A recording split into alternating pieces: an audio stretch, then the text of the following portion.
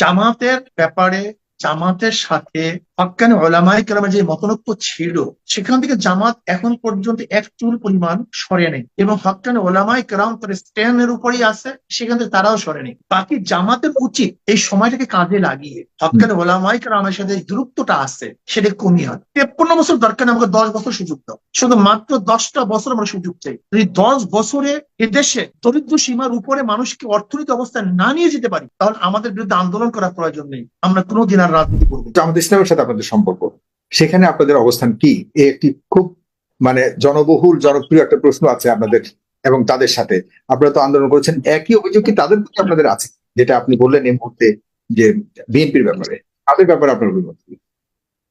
দেখেন, জামাতের ব্যাপারে জামাতের সাথে হক্কানি উলামায়ে কেরামের যে মতনৈক্য ছিল, সেখান থেকে জামাত এখন পর্যন্ত এক চুল পরিমাণ সরে নেই, এবং হক্কানি উলামায়ে কেরাম তার স্ট্যান্ডের উপরই আছে, সেখান থেকে তারাও সরে নেই। বাকি জামাতের উচিত এই সময়টাকে কাজে লাগিয়ে হক্কানি উলামায়ে কেরামের সাথে যে দূরত্বটা আছে সেটা কমিয়ে হয়। যেহেতু আগামীকাল তো নির্বাচন হচ্ছে না, নির্বাচনের সময় নিবি, এ ব্যাপারে তো কোনো দ্বিমত নেই। কাজে তাদের এই মিডিয়ার মাধ্যমে বা ব্যক্তির সাথে বা তাদের মুখে ঐক্যের কথা না বলে যদি বাস্তব তারা ঐক্যের পরিকল্পনা গ্রহণ করে, এটা জামাতের জন্য কল্যাণ, এই জাতির জন্য কল্যাণ। এর জন্য আমি তাদেরকে অনুরোধ করব যে আপনারা আপনাদের মতানৈক্যগুলি হক্কানি উলামায়ে কেরামের সাথে মিটিয়ে জলদি জলদি সুন্দর একটা পরিবেশ সৃষ্টি করুন, তাহলে এই জাতি উপকৃত হবে। আমি মনে করি জামাত উপকৃত হবে। সেটা আপনারা চাচ্ছেন যে এটা কমিয়ে আনার ক্ষেত্রে তারা ভূমিকা আমি রাখুক? অন্তর থেকে চাই।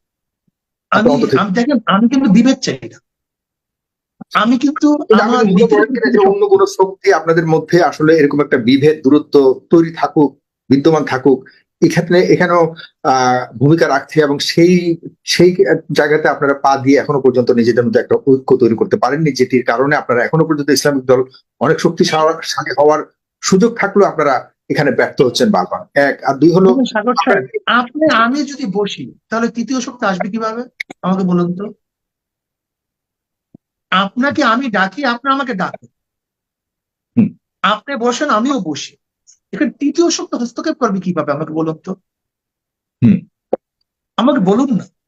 আর বিবেকটা যদি এরকম হতো হঠাৎ, আপনারা ঠিক আছেন বলে আপনারা মনে করলে অনেকে মনে করছে আপনারা ঠিক নাই, অন্তত পক্ষে শীর্ষ পর্যায়ে যে এক পাশাপাশি বসে এইসব বিষয় নিয়ে কথা বলবার ক্ষেত্রে একটু ছাড় দেওয়া এবং আহ্বান করা এবং মোটামুটি এগুলিকে সমাধান ক্ষেত্রে আমাদের থেকে যত ছাড়ের প্রয়োজন আমরা বলে দিয়েছি, আমরা ছাড় দেব, আমাদের ছাড় দিতে কোনো সমস্যা নেই। ইসলাম, দেশ, মানবতা, এই 3 মূল নীতিকে ভিত্তি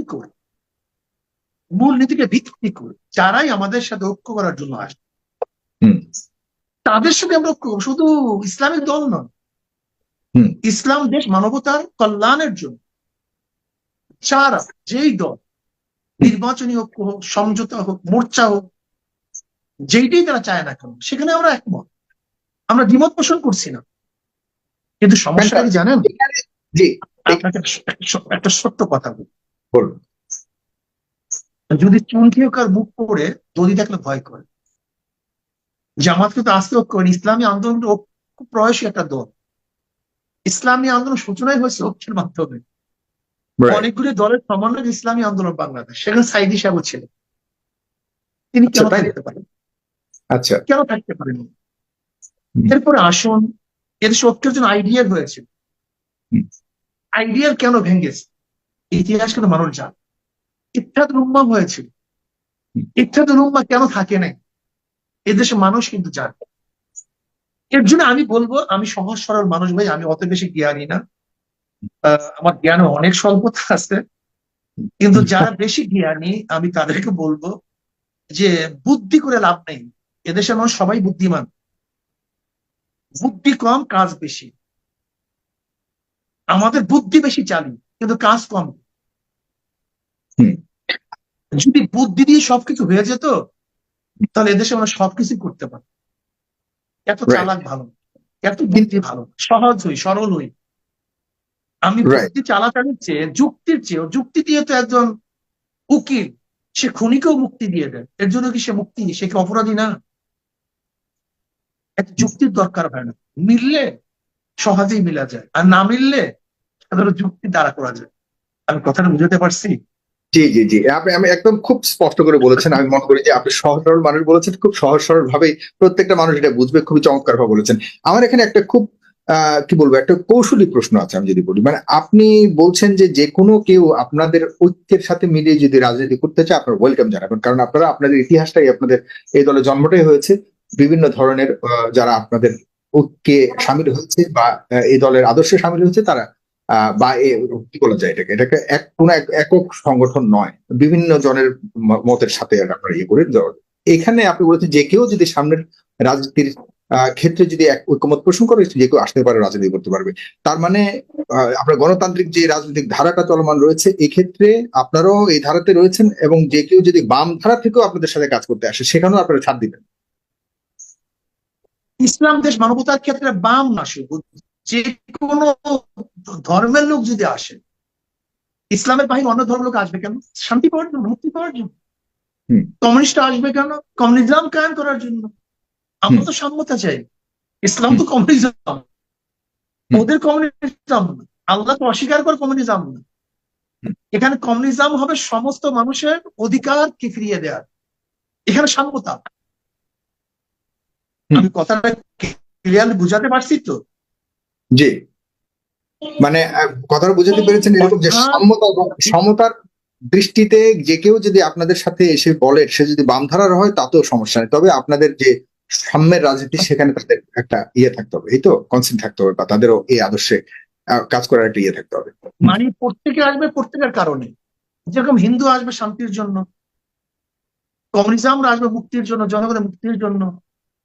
আর ইসলাম এমন এক নীতি আদর্শ যে নীতি আদর্শ অ্যাপ্লাই করলে প্রত্যেকটা ধর্মের, প্রত্যেকটা গোত্রের, এমনকি জানোয়ার পর্যন্ত শান্তিতে বসবাস করতে পারে, এটা আমরা বিশ্বাস করি, এবং হাজারো যুক্তি আমাদের কাছে আছে।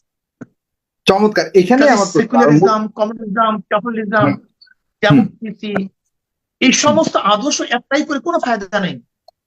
আমরা দেখেছি যে সংবিধানের 4টা মূল নীতি, গণতন্ত্রবাদ, সমাজতন্ত্রবাদ, ধর্মতন্ত্রবাদ, জাতীয়তাবাদ, এই 4 মূল নীতির আদর্শে 53 বছর মানুষকে কল্যাণ দিতে পারে নাই, মুক্তি দিতে পারে নাই।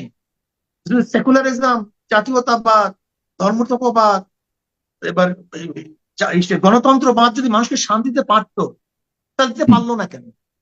যেহেতু 53 বছর পর্যন্ত এই 4 মূল নীতি মানুষকে শান্তি দিতে পারে নাই,